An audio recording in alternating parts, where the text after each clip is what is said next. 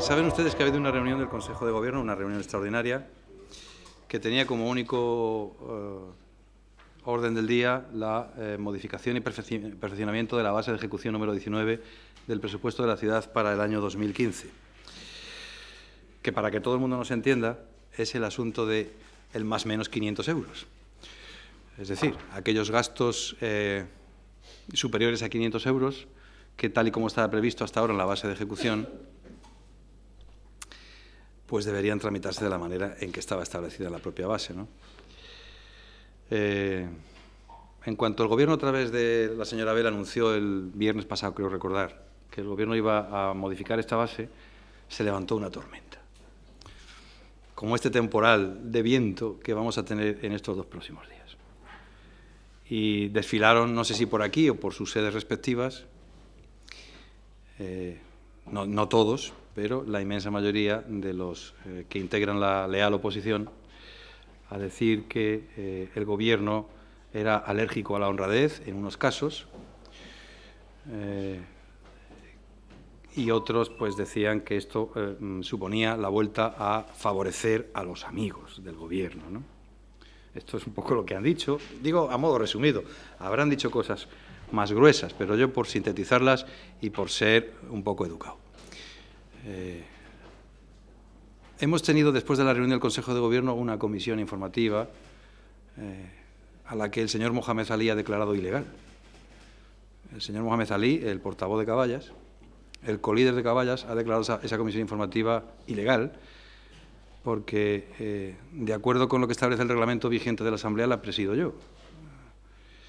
Y entonces, después de aproximadamente 13 años, el señor Mohamed Ali ahora declara ilegal una comisión informativa presidida por un no electo.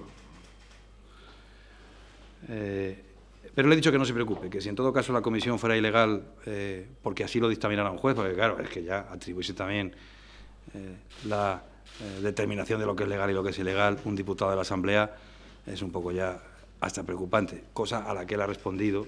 Todo esto consta en acta, por eso yo se lo estoy reproduciendo. Pero esa es mi ley, ha dicho. Muy bien. Yo le digo que he tenido hoy una sorpresa, no grata, evidentemente, porque yo pacté hace muchos años este reglamento con el señor Ali. Y quiero decirles que se pactó sin que se leyeran un solo artículo. La única condición que me pusieron para llegar a un acuerdo por unanimidad es que los portavoces cobraran 600 euros más. Cosa que sucedió, excepto para el portavoz que era del grupo mayoritario, del grupo que conformaba el Gobierno, que nunca, ninguno de los portavoces del Grupo Parlamentario del Partido Popular ni del Gobierno en estos 14 años de Gobierno ha cobrado ningún suplemento por serlo. Sí, los de la oposición, porque fue la condición que pusieron para pactar el reglamento.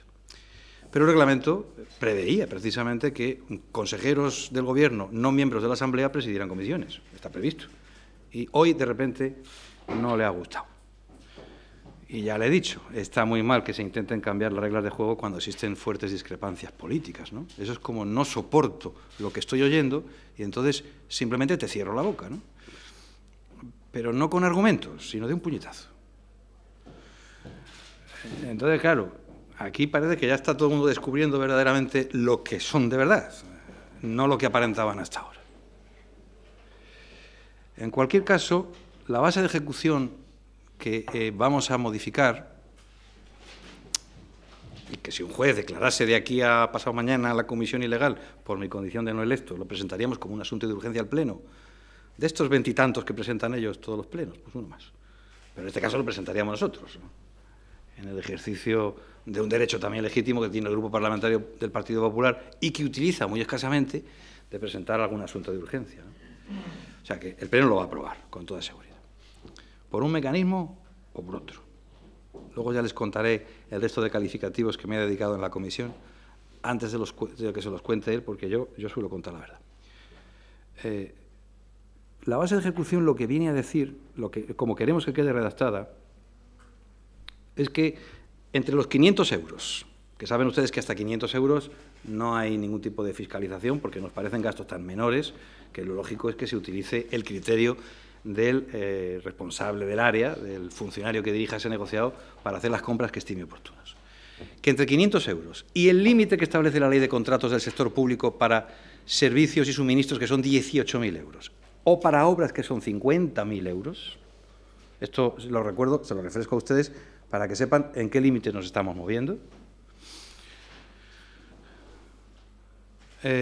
Los responsables de áreas de gasto, que no son políticos, insisto, son funcionarios, son los jefes de área, los jefes de negociado, los jefes de servicio y los jefes de sección, deberán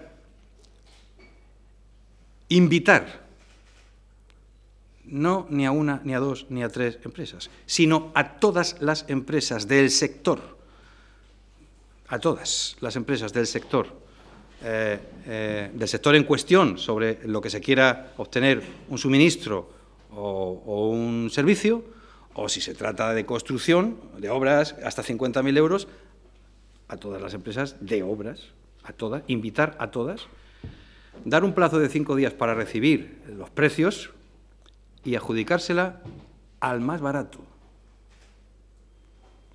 Y ahora dirán ustedes, ¿y en ese todas empresas del sector quiénes están? Bueno, pues la base de ejecución dice que la Consejería de Hacienda elaborará un censo por sectores, pero no lo elaborará caprichosamente, sino que la base sigue diciendo que lo elaborará de acuerdo con bases de datos oficiales. Y remitirá ese censo a todas las áreas de gasto para que tengan su base de datos y, además, en el expediente de esas contrataciones deberá figurar que se ha hecho la oferta a todas las empresas del sector, las respuestas que ha habido y, por lo tanto, que se adjudica a la más barata. En estos términos va a quedar redactada la base de ejecución. Y también he dicho en la comisión, y lo voy a decir hoy aquí,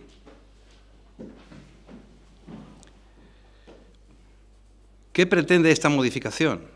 Hombre, después de lo que yo les he contado a ustedes, y además se lo estoy contando porque literalmente está así escrito, literalmente está así escrito, ustedes podrán disponer de la redacción cuando quieran, se lo tienen que pedir al gabinete de prensa y la tendrán, o sea que no, si yo miento se me va a ver rápidamente.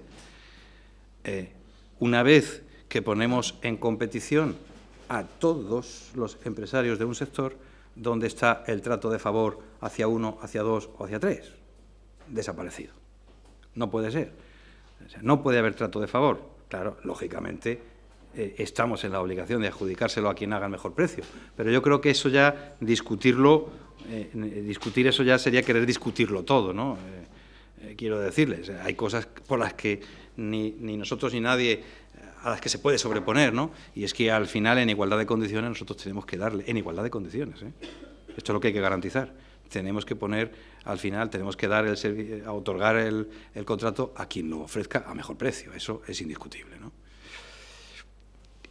¿Y qué perseguimos con esto, además? ¿Qué pretendemos conseguir? Evidentemente que no se produzca una fuga de dinero fuera de Ceuta. Es decir, pretendemos que sean las empresas de Ceuta, en la medida de nuestras posibilidades, las que tengan al final las adjudicaciones de los concursos de este tipo, de gastos menores, porque los concursos que se tramitan a partir de 18.000 euros en servicios y suministros o de 50.000 en obras, saben ustedes que tienen una hoja de ruta establecida por la propia Ley de Contratos del sector público que nosotros no vamos a modificar. Eso ya sería invadir un terreno que no sea nuestro.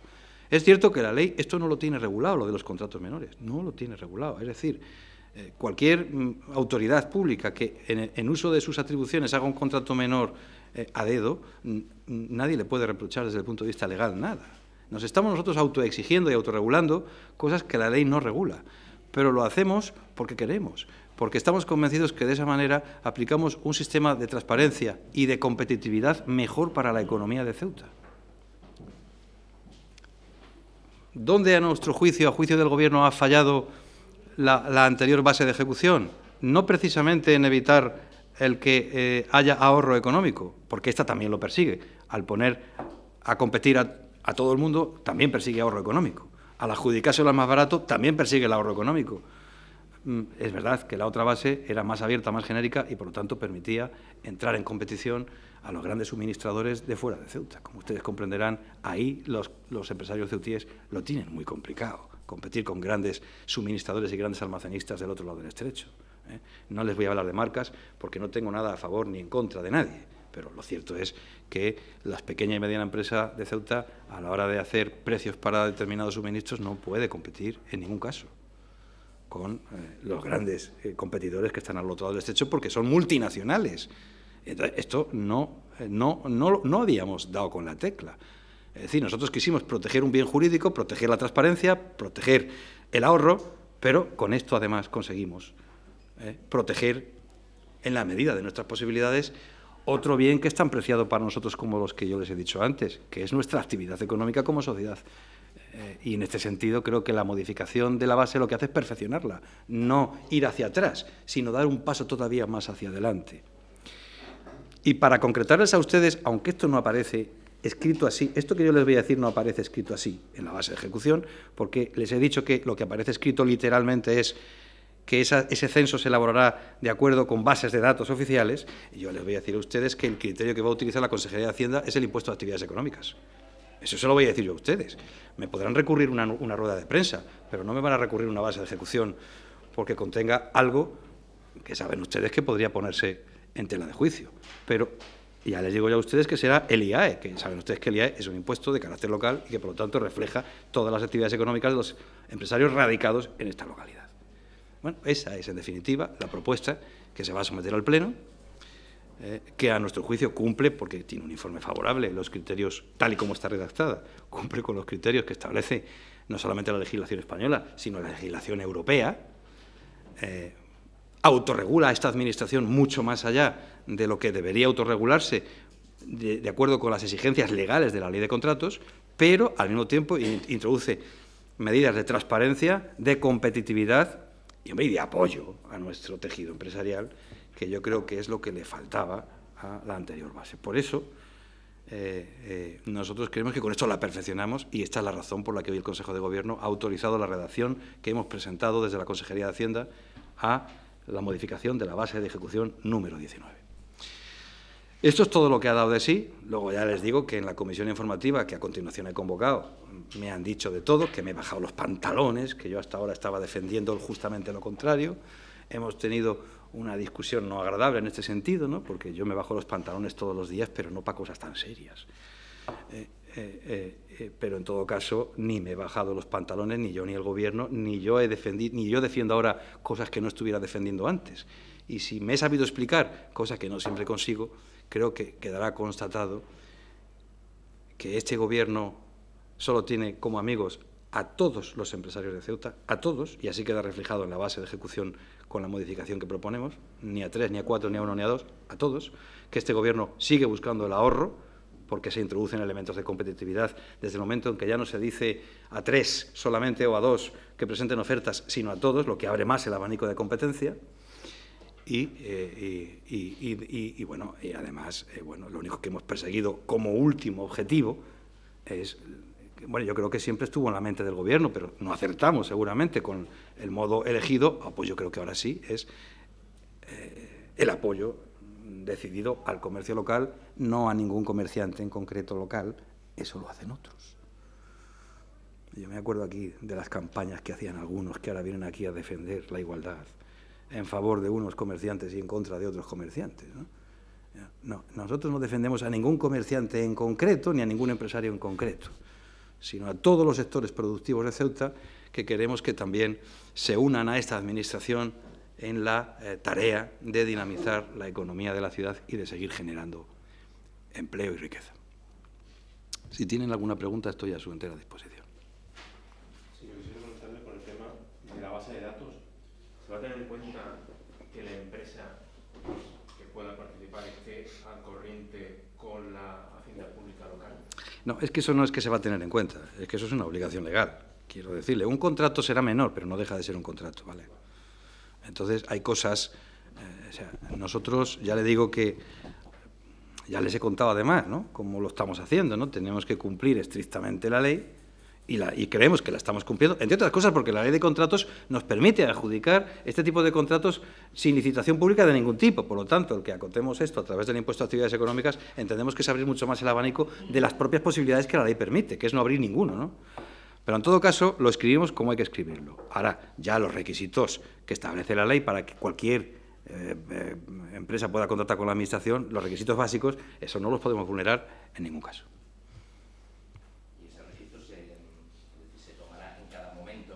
Ese registro se actualizará trimestralmente. Es decir, hombre, claro, no vamos a esperar tampoco un año, porque en un año puede haber nuevas empresas que se hayan constituido y que tienen derecho a competir.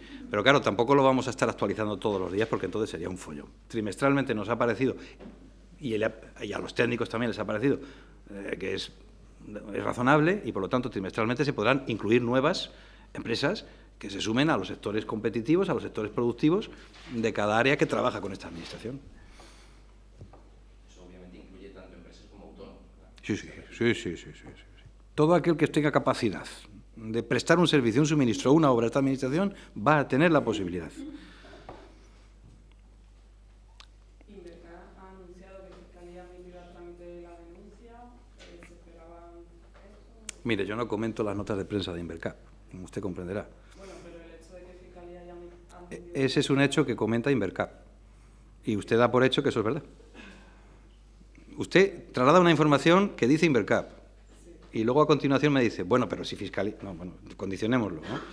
Invercap tiene su propia política de comunicación, es lógico que la tenga, pero yo no voy a discutir con Invercap. Eso está donde está. Seguimos igual de tranquilos que antes de que hicieran esa nota de prensa, ¿eh? O quizá más. En relación, hace 3 meses vino usted a anunciar después de una reunión del Consejo de Gobierno una serie de medidas, como por ejemplo el incremento del control en la salida de los barcos para las mercancías, y decía que eso se hacía de cara a ayudar de alguna manera al tráfico de mercancías en el Tarajal. Parece ser que en el último mes ha habido una bajada importante en cuanto al precio de los portadores del bulto. ¿Piensa que eso puede estar relacionado con la medida que puso en marcha la ciudad autónoma? Las medidas que pusieron en marcha la ciudad autónoma en materia de control del fraude forman parte de las obligaciones de la ciudad autónoma en materia de control del fraude. Porque el hecho de que ese impuesto, de que esa parte del impuesto, que es en este caso la importación, esté compensado por el Estado si hay pérdidas de recaudación, no significa que nos podamos echar a dormir. Y porque además el control del fraude acaba ayudando a todos. No solamente que el Estado tenga que pagar menos compensación, que también forma parte de nuestras obligaciones, sino que además corrige al alza la igualdad en materia de competitividad de nuestros empresarios. Porque claro, si hay un empresario que está compitiendo con todas las de la ley y guardando todas las normas y otro que está saltándoselas, el otro tiene mejores posibilidades de colocar sus productos que el que compite cumpliendo con la ley. Por lo tanto, esas medidas las vamos a seguir manteniendo y que además el que esté cumpliendo con la norma estoy seguro que las va a aplaudir. Lo preocupante sería que recibiéramos pocos aplausos. Pero no es el caso. No es el caso. Y que los bultos, que los precios de los bultos bajen, bueno, es que eso tampoco se puede llamar economía de mercado, ¿sabe usted? Porque la economía de mercado es verdad que hace que los precios, por ejemplo, el petróleo, ¿no?, funciona en régimen de economía de mercado, ¿no?, y el barril Brent cotiza al alza, a la baja, según el fracking que hacen los americanos, ¿no? Pero esto más que una economía de mercado parece una economía de guerra. Entonces, realmente, la forma en la que se fijan los precios no está muy clara, ¿no? Pero, evidentemente, si hay menos fraude, pues, lógicamente, las cosas no es que pierdan valor, sino que afloran otras que tenían valor y hasta ahora no se computaban.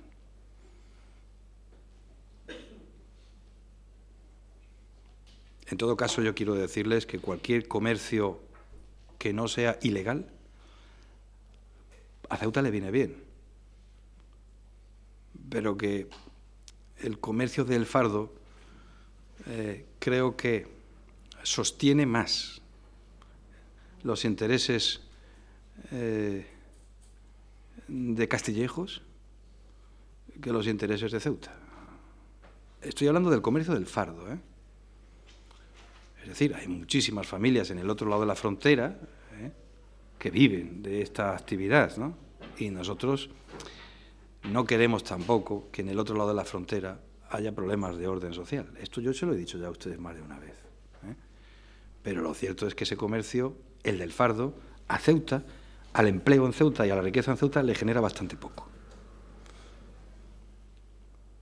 Y luego, además, si hablamos ya de personas, las imágenes que todos vemos muy a menudo, pues tampoco creo yo que sean muy edificantes, desde el punto de vista no ya de la imagen de Ceuta, sino de esas propias personas y las condiciones en las que están prestando ese trabajo. ¿Alguna pregunta más? Sí, volviendo al tema inicial, ayer Caballas dijo una cosa que me gustaría que me la confirmara o me la desmintiera, tal como lo señaló. Dijo el portavoz de Caballas que en la intervención existían documentos justificativos de la medida que se estaba adoptando hasta ahora, que era factible como tal. Me gustaría saber claro que es factible como tal. De hecho, la podíamos dejar como está y no pasaría absolutamente nada, nada más que, en cuanto fuera de público y conocimiento el hecho de cómo esta administración trabaja y se enterasen bien ya, no tardaría mucho tiempo, en 2 o 3 meses estaría todo el mundo ya seguramente que con suficiente información. Las grandes multinacionales del otro lado del estrecho posiblemente se quedasen con todo el mercado de servicios y suministros de esta ciudad. Eso era una posibilidad que todavía no se ha producido porque todavía la medida no ha tenido el recorrido ni el conocimiento suficiente, pero esa posibilidad había que analizarla. Y hombre, alguien puede preguntar o alguien puede pensar, ¿y por qué no lo analizaron ustedes cuando la pusieron en marcha? Pues sí, también es verdad, lo podíamos haber hecho. En ese momento no nos dimos cuenta, pero yo creo que darse cuenta cuando uno puede rectificar sin más problema, porque al fin y al cabo esto es un acuerdo de pleno, pues tampoco pasa nada, ¿no? Pero es cierto que la medida está funcionando, claro, y va a seguir funcionando hasta que no se modifique. Y bueno, usted se refiere a una base de datos, supongo, claro, una base de datos simplemente con empresas locales, pero podría concurrir alguna empresa de fuera, ¿no? Si alguna empresa se entera de lo que... Hay suministros... Bueno, vamos a ver. Ya me obliga usted a que le cuente toda la verdad, pero no me importa. Es que esto no es que las empresas se enteren, esto es que a las empresas se les invita. No sé si me he explicado bien.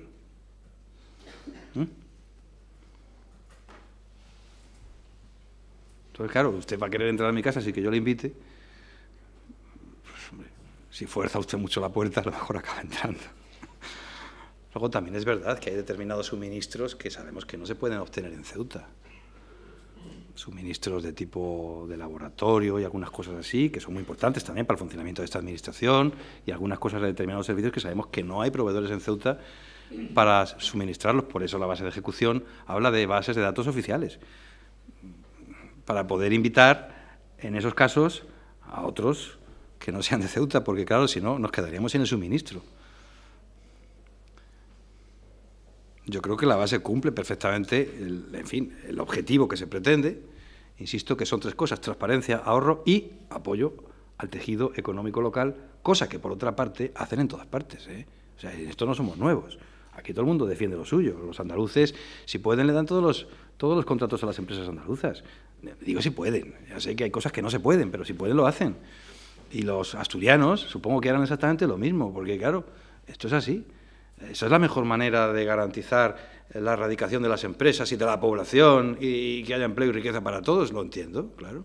Es verdad que esto choca con un criterio unánime que se ha establecido en la Unión Europea, que es lo de la libertad de movimiento de trabajadores, personas y mercancías, ¿verdad?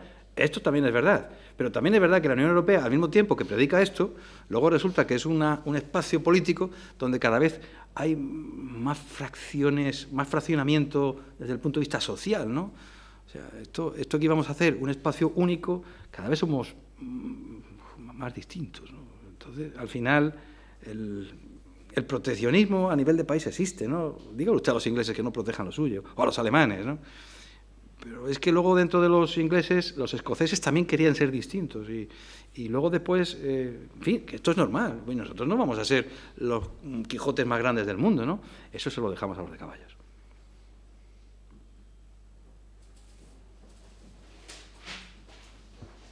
Pues muchas gracias.